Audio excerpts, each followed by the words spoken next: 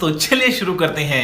तो गाइस दोपहर का वक्त है, खाना खा लिया है और अभी खाना खाते वक्त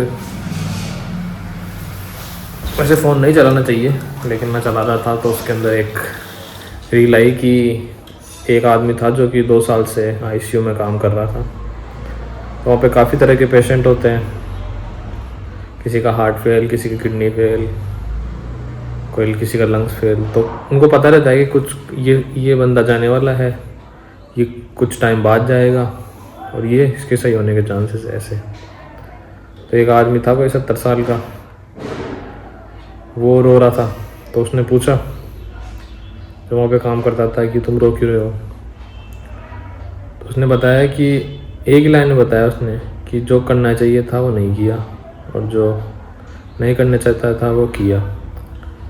जैसे कई लोगों का अपमान किया, तो अब मेरे पास इतना टाइम भी नहीं है कि मैं उनसे माफ़ी मांग सकूं। मेरे पास पैसा था, पावर था, पद था, उससे मैं काफ़ी लोगों का भला कर सकता था, उनकी दुआएं मिलती, मैंने वो भी नहीं किया। तो इससे मेरे को खुद को भी एक सेल्फ रियलाइजेशन हुआ कि हम कब तक दिमाग में फंसे रहेंगे अपने।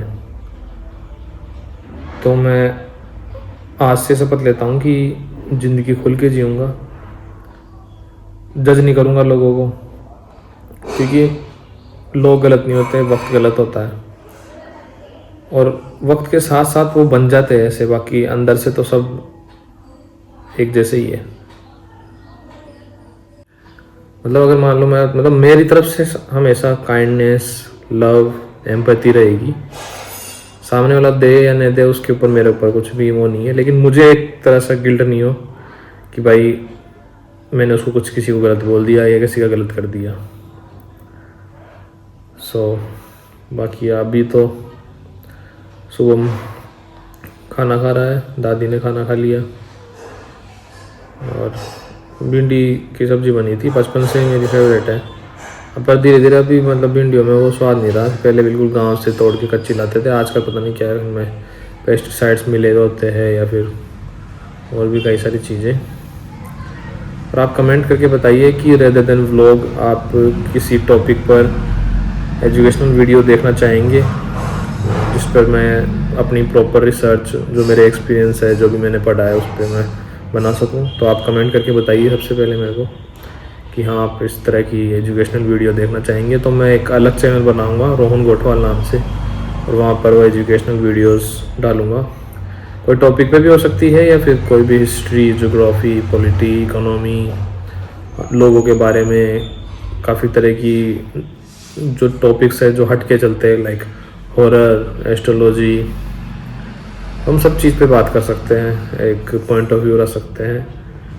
कोई पत्थर की लकीर नहीं है, जो जैसा है।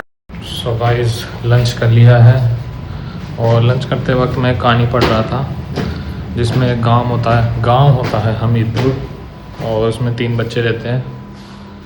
एक का नाम राम, दूसरे का नाम श्याम और एक बच्ची रिंकी। गांव में कुआं होता है, कहते हैं कि उस कुएं में जो विश मांगो तो वो वापस आती है। तो पर उसमें ऐसे भी उसमें बताया, चेतावनी दी गई थी कि हमको उससे में लालच नहीं करना है।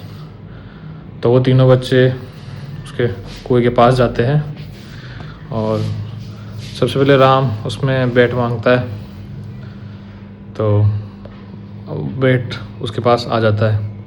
फिर रिंकी, उसको कलर्स का किट चाहिए होता है, वो मांगती है, वो आ जाता है। फिर श्याम होता है, वो बोलता है कि लाइब्रेरी में किताबें नहीं है तो मैं किताबें मांगता हूँ। तो बहुत सारी किताबें आने लगती है और अंदर कुएं से आवाज़ आती है कि जो दूसरे के लिए सोचता है उसको ज़्यादा मिलता है। तो कहानी का जो मोरल वैल्यू यही थी कि आप खुद का तो डेफिनेटली सोचे ही, मगर उससे ज़्यादा दूसरों का भला करने के लिए, दुनिया को मोरल वैल्यूज़, आप दुनिया के लिए क्या वैल्यू क्रिएट करके जाओगे उसके बारे में भी आपको सोचना चाहिए।